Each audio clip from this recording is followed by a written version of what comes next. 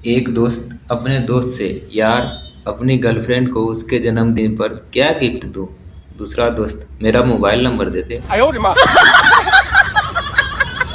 एक डॉक्टर एक युवती का वजन करने के बाद बोला, आपको तुरंत अस्पताल में दाखिल हो जाना चाहिए।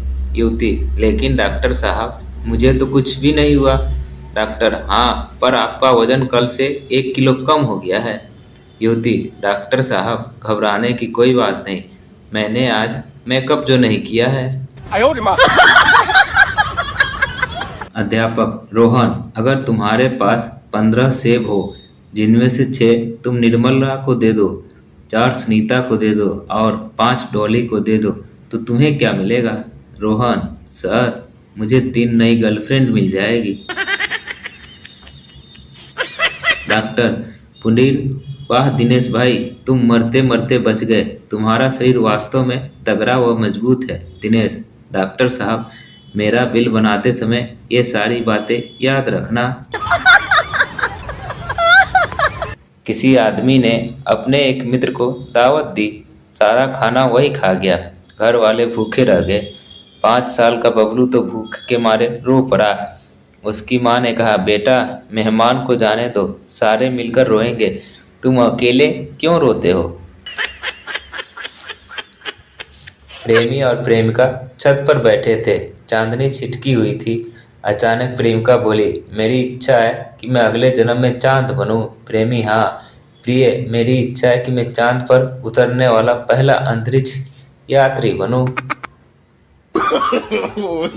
एक आदमी सड़क पर पेशाब कर रहा था तो दूसरा आदमी पूछा, ये क्या कर रहे हो? तो वो बोला, दिखता नहीं, अंधे हो क्या? तो दूसरा बोला, मुझे दिखता है, पर मैं समझा कि तुम अंधे हो इसलिए पूछा। वकील ने अपराधी से पूछा, क्या तुमने मेरे क्लाइंट को आवारा, बदमाश और गधा कहा? अपराधी ने कहा, जी हाँ। वकील, बोलो, क्या तुमने उसे उल्लू का पट्टा भी कहा? अपराधी ने कहा, जी नहीं, मैं यह कहना भूल गया था। एक बार शादी की पार्टी में एक आदमी एक डॉक्टर से बोला, मुझे गले में दर्द रहता है। डॉक्टर ने गोली बता दी। अगले दिन उस डॉक्टर का कंपाउंडर उस आदमी के घर पहुंच गया और बोला, यह लो 100 रुपये का बिल, आपने रात को डॉक्टर साहब से सलाह ली थी।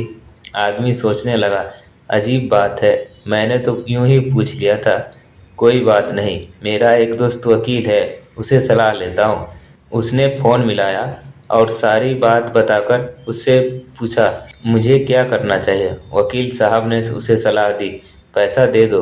अगले दिन वकील का मुंशी उसके घर पहुंचा। यह लो 200 रुपये का बिल। आदमी ने पूछा, कैसा बिल? मुंशी ने बताया, कल आपने वकील साहब से सलाह ली थी। एक नौकर ने घबराए हुए लहजे में अपनी मालकिन से कहा, मालकिन, गजब हो गया, अभी अभी एक आदमी ने मालिक को एक कागज पर पैकेट लिखकर दिया। उसे देखते ही मालकिन बेहोश हो गई और अभी तक होश में नहीं आई। मालकिन ने खुश होते हुए कहा, अच्छा, मालूम होता है जौहरी हार बनाकर दे गया है, जिसका ऑर्डर मैंने पिछले हफ्ते दिया था। नवविवाहित जोड़ा जब हनीमून मनाने के लिए हिल स्टेशन के एक होटल में पहुंचे तो मैनेजर ने दूल्हे को देखते ही उसका नाम रजिस्टर्ड में लिख दिया। दुल्हन खुशी के मारे मैनेजर से पूछा, क्या मेरे पति इतने मशहूर है कि आपको उनका नाम पता पूछने की जरूरत ही नहीं पड़ी?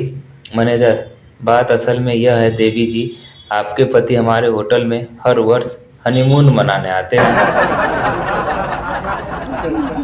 भिखारी, कुछ पैसा दे दो माँ जी।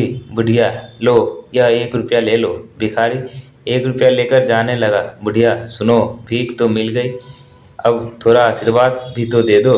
भिखारी, कार में तो बैठी हो, अब क्या आसमान में बैठना चाहती हो?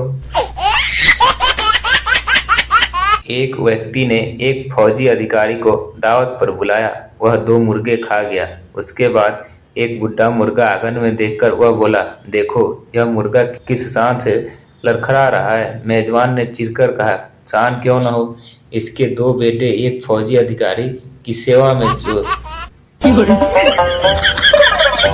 वकील, तुम्हारी उंगली रेल के दरवाजे से दबकर कट गई और इसके लिए तुमने रेलवे पर 50,000 रुपये का हर्जाना का दावा करना चाहती हो। स्त्री: जी हाँ। वकील, लेकिन यह किस प्रकार साबित किया जाएगा कि तुम्हारी उंगली की कीमत 50,000 रुपये थी? स्त्री: क्योंकि उस उंगली पर ही मैंने अपने पति को नचाया करती थी। एक व्यापारी और उसका पुत्र दुकान पर फोटो खिंचवाने गए।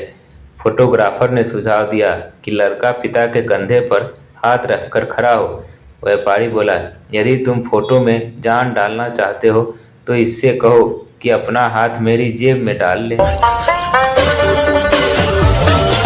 मंत्री महोदय ने एक पत्रकार के अचानक आगमन पर कहा, अच्छा हुआ तुम आ गए। सच कहूं, इस समय मेरी दिल किसी मसखरे से बातचीत करने को चाह रहा था। पत्रकार मुस्कुराकर, अजीब संयोग है, मैं भी यही सोचकर आपके पास आया था। एक सेल्समैन एक महिला के दरवाजे पर पहुंचा और बोला, बहन जी, इस अगरबत्ती की विशेषता है कि आपके यहाँ जलेगी तो इसकी खुशबू पड़ोसी को भी मिलेगी। महिला झट से बोली, तो इसे मेरे पड़ोसी को ही दे दो, मुझे कोई दूसरी अगरबत्ती दिखाओ।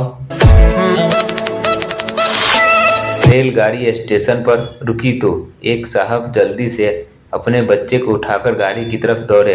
तभी किसी ने दौड़कर पीछे से उन्हें पकड़ लिया। दोनों ने एक दूसरे को अपनी तरफ खींचा।